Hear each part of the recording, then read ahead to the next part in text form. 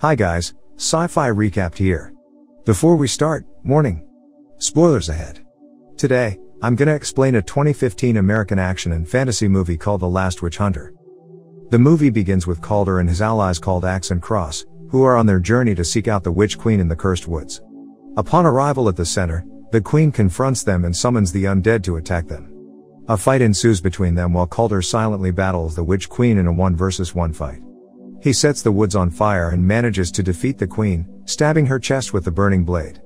However, before she perishes, she curses Calder with immortality, so that he may always live with his suffering. 800 years later, after the Great War, Calder is seen on a plain where he realizes that the weather is under the influence of magic. He walks through the cabin and finds a young witch who keeps some ancient runes that cause the storm. Since he is a witch hunter, he manages to separate them easily with his equipment, which immediately calms the storm. It is revealed that witches still exist and are allowed to live alongside humans if they promise not to use the magic against them. Until now, Calder still serves the Axe and Cross and has the main task to keep peace between humans and witches. Upon arrival at New York, he catches up with his personal assistant and his only friend, the 36th Dolan, who will be retiring soon after fighting alongside him for 50 years. Calder presents him with an antique Waterman 402 pen. The 36th Dolan has also chosen a cool and modern young man to replace him as a Dolan. Since Calder is a very important asset for the Axe and Cross organization, he asks the young man to make a vow to watch out for him. After that, a mysterious bearded man is seen across the building as the 37th Dolan calls the taxi to return home. The next day, Calder receives a call that informs him that the 36th Dolan passed away peacefully last night. Because of that, the young man has now officially become a Dolan after completing the ceremony. The two immediately go to the apartment where the 36th lives to ensure the cause of the 36th Dolan's death. After a brief investigation, Calder can't find any magic presence in the room. Before he leaves, he comes across 3 dead insects scattered to each other and senses something suspicious. He then pours powder which reveals that the room has been completely cursed with dark magic. He then concludes that the 36 hours Dolan was murdered. Calder finds a notebook with blood stains and specific words and suspects the young man as a culprit. He shares to him that the burn wound on his hand was caused by the witches who set his house on fire. He also adds that Calder was the one who saved him from the incident. They then arrive at a very crowded bakery owned by Max, who uses magic in his cakes to draw customers. Max reveals that he sells the forbidden herb to someone who has a scent of arsenic on his body. With that information, Calder tells the 37th Dolan to go home since he is not qualified to face the opponent, and he decides to head to a funeral parlor alone. Upon arrival, he approaches a warlock in disguise of a little girl called Alec, who suddenly attacks him and runs away. He manages to chase after him and interrogates him. The warlock admits he did not kill Dolan. Calder brings him to a council of witches led by Glazer to determine his fate. Using the card, she concludes that Alec works alone. Proven guilty, they decide to feed him to a terrifying creature as a punishment. However, Calder still does not believe that he is the one who murdered his best friend. He goes to the 36th Dolan's body and eventually discovers that he is not dead, but cursed by an old-school black magic. He realizes that the only way to break the curse is to kill the warlock that casted the magic. He returns to the apartment and rereads the notebook. He discovers the message that Dolan left, ordering Calder to remember his past. Calder goes to a witch bar run by Chloe and he asks for a memory spell to remember his death. Chloe initially rejects the request, but she agrees to give him the spell after Calder states his intention to help a friend. He consumes a cherry that has been injected by a spell and Calder is suddenly brought back to the cursed woods. He enters it and sees his charred corpse laying on the ground. Unfortunately, before he can see any further, a bearded warlock from the real world named Belial pulls him out of the spell, preventing him from seeing further in the memory. Calder awakens, finding himself chained to the floor.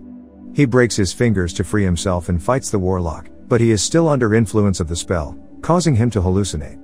As Belial sets the bar on fire to destroy all the memory spell and flees, Calder finally recovers from the spell and manages to escape from the bar. Later that night, Chloe wakes up in the apartment and suddenly dark forces begin to rip through the apartment's floor, absorbing her into the dark world. Fortunately, Calder arrives on time and manages to grab the witch's hand, rescuing her. She awakens again, this time in Calder's apartment.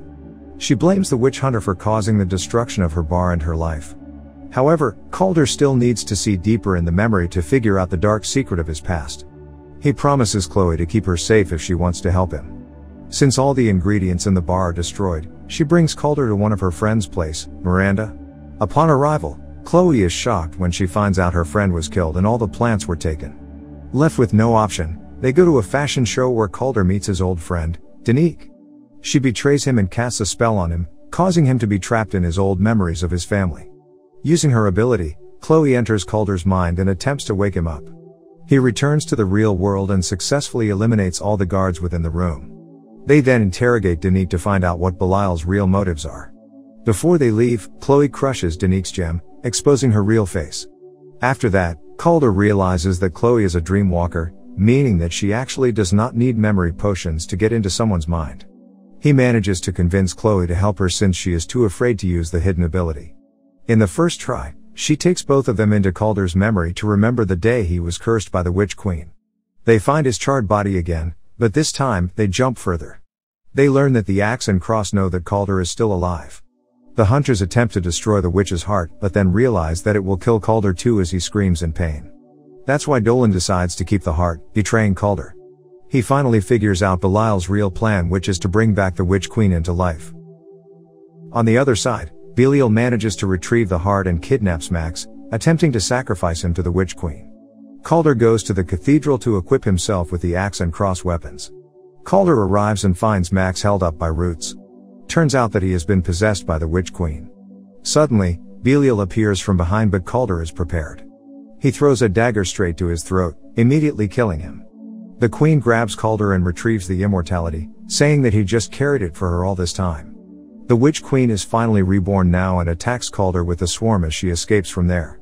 Calder returns home to find the 36th Dolan has finally reawakened. Realizing that the Witch Queen will cast a black plague curse and will release the other witches, Calder gives up and accepts the reality that humanity has lost the war. However, the old man is still optimistic and encourages Calder to do what he's always done best. After equipped himself with the legendary sword, Calder, Chloe, and 37th Dolan go to the plague tree where the swarm will be released after the spell is done. The Queen is also preparing to release the imprisoned witches. She uses Alec as a vessel to unleash the plague, so Chloe decides to get into his mind to stop the awakening.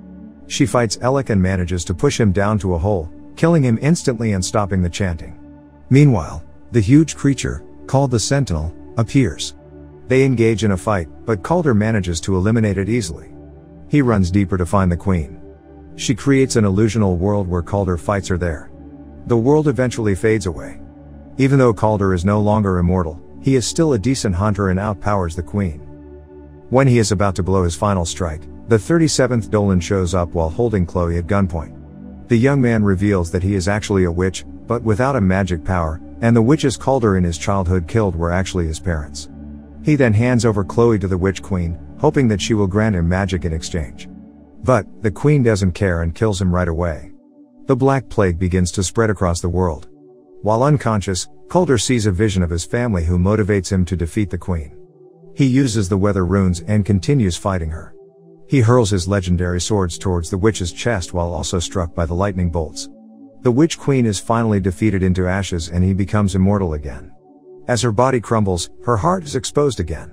Calder wants to destroy the heart and is ready to face the reality that he will die, but Chloe stops him and promises him that she will keep the heart safe.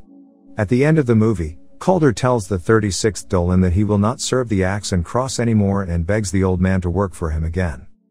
Subscribe to watch more videos like this, turn on notifications, and leave a like to help the channel out. Thank you for watching.